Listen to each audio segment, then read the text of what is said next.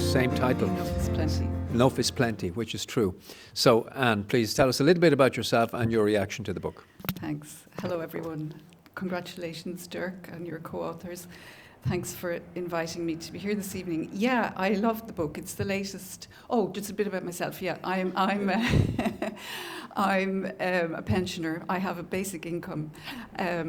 I was a lecturer in adult and community education in Maynooth University. I've had a long-standing interest in the whole philosophy and practice of enough, so it did inspire me to write a book called Enough is Plenty in 2009. It was a kind of a riff on the Irish Cllr, which means enough and it means plenty.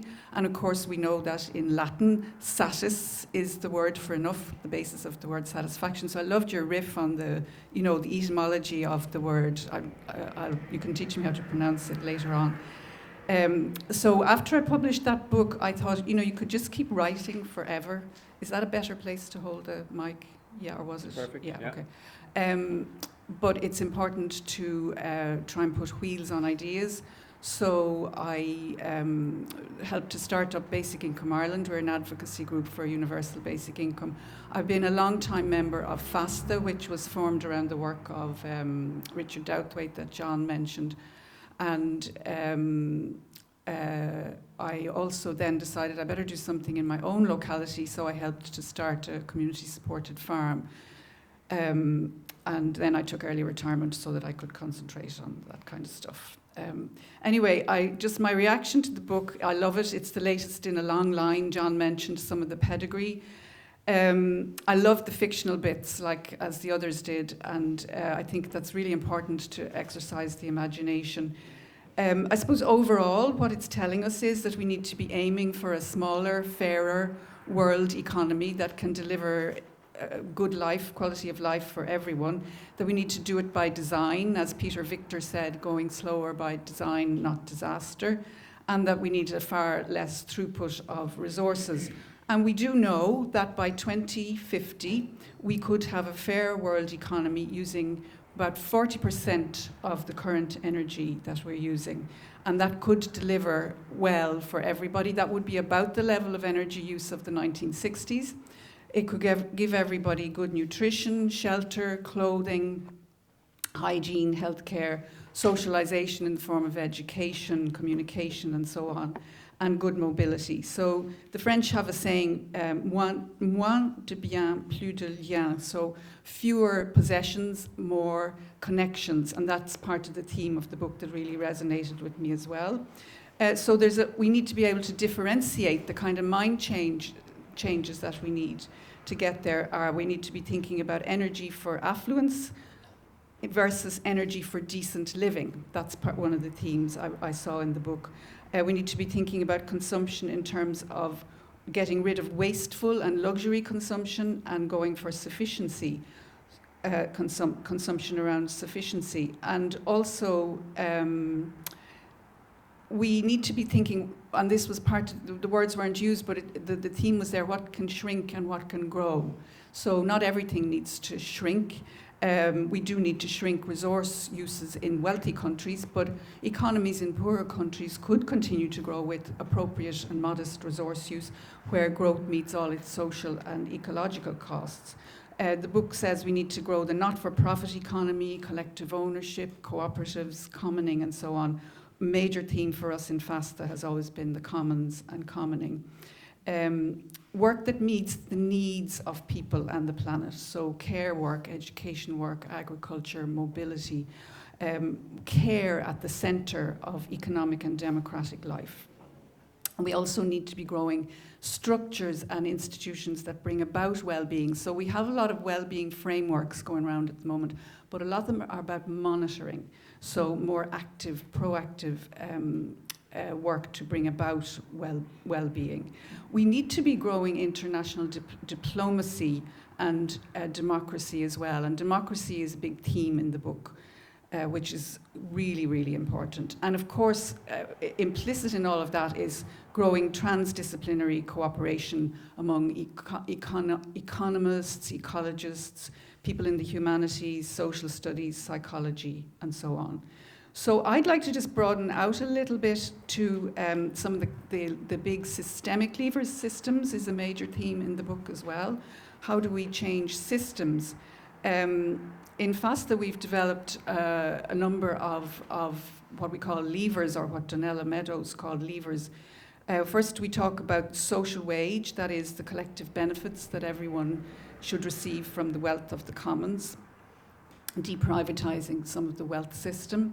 I'll come back to that in a minute. Then caps and limits are mentioned, not specifically caps on fossil fuels, so I'll talk a little bit more about that. Commons-based taxes, so that we prevent wealth becoming, wealth that's created by the collective, we can prevent it becoming privatised. We need debt write-offs with social and ecological conditions attached. And we need caps on monetary wealth and asset accumulation. That's mentioned too, maximum income, closing the gaps between the rich and the poor. What isn't mentioned in the book, and which I'd love to, maybe we could talk about, is public money systems, debt-free money. The way that money is put into circulation is a major problem in driving growth. And public stakeholder banking. Finance is mentioned in the foreword, but I didn't see it mentioned anywhere else. So just to talk a little bit more now about caps, in FASTA we have developed a system called cap and share, which is a fair phase out of fossil fuels. I was heartened to see David saying that, things, you might call me a hopeless optimist, but for talking about cap and share, but it could happen from what you're saying. So cap and share is a global system where you impose a hard and declining cap on fossil fuels. It's scientifically determined, so I was glad to hear you say that science is getting a bigger role. So where fossil fuels enter the economy through extraction or importation, there are no offsets allowed, and this cap declines gradually over the years, so until there's nothing being extracted. Then there are no offsets allowed. There are beneficial activities exist alongside the cap. There's a carbon fee, so the companies that are mining or importing are paying a carbon fee, and that is distributed in a share to every global citizen in the form of a dividend. So rich countries essentially would be subsidizing the energy transition of the poorer countries. And in some ways that would redress kind of historic inequalities. It would be managed by a global citizens trust, so democratic citizens management.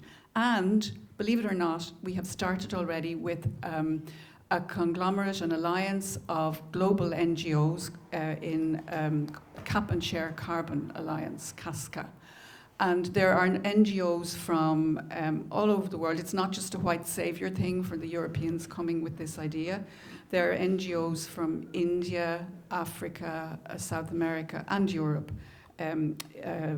pushing this and trying to put pressure on governments to sign up to it. It would be wonderful if if all the countries of the world would sign up to it all at once. They're not going to.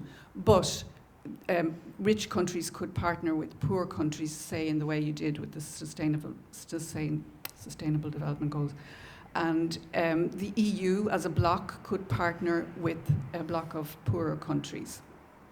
So it would also provide a model for phasing out other problematic resource extraction. And then the other thing I wanted to say was that the social wage isn't named as such in the book, but it is mentioned in the form of universal basic services and public services, and there's a lovely discussion there on the distinction between them and how the commons can provide basic services as distinct from public services. I really like it. But I would urge you, Dirk, and the other authors, to give more consideration to the inclusion of universal basic income in the whole social wage. I think it's essential. In that I think if you have services alone, it's a little bit paternalistic. And if people aren't getting some cash, we live in a cash economy, they don't have when people have the universal basic income and the cash that goes with it, they have the flexibility in their decision making and the agility to respond and the freedom to say yes or to say no to various jobs or work that might be offered, because not all work is useful in fact, some of it is harmful in the scenario that we're trying to move towards. So people really need to have the freedom, even in a shorter hours working scenario, which is promoted in the book. So I think the basic income would do a number of things. It deprivatizes part of the money system. It gives agility to people to respond appropriately as they are seen. And there are a lot of pioneers out there doing work that's really important in the kind of future scenario that we would like to see. But that work doesn't yet attract any income from the market, or it might attract very little. So the basic income would put a floor of support under them. Wouldn't be payment for the work, but it would support them to do the work.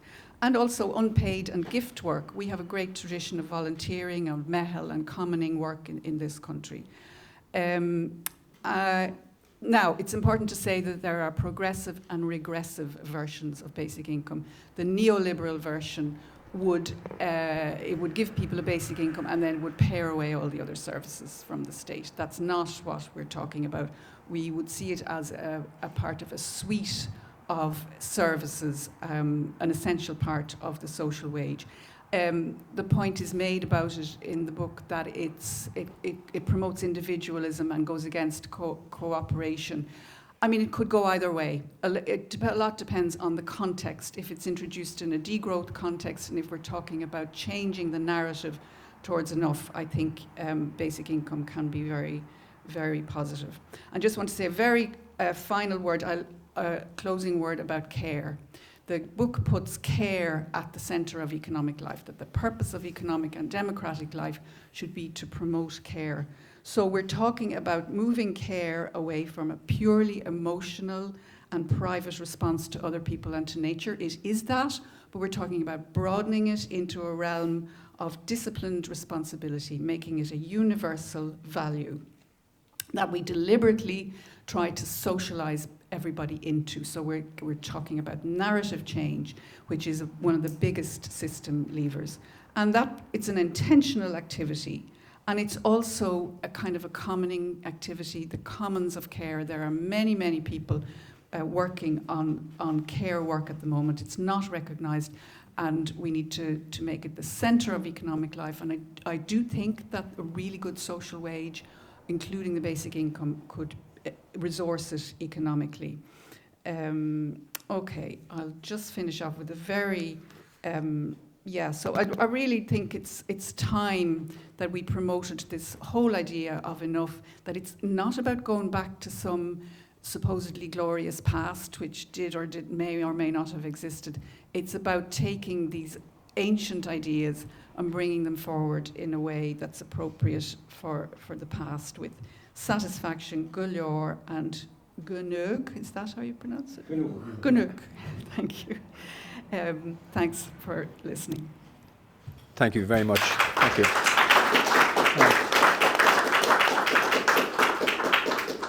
Well,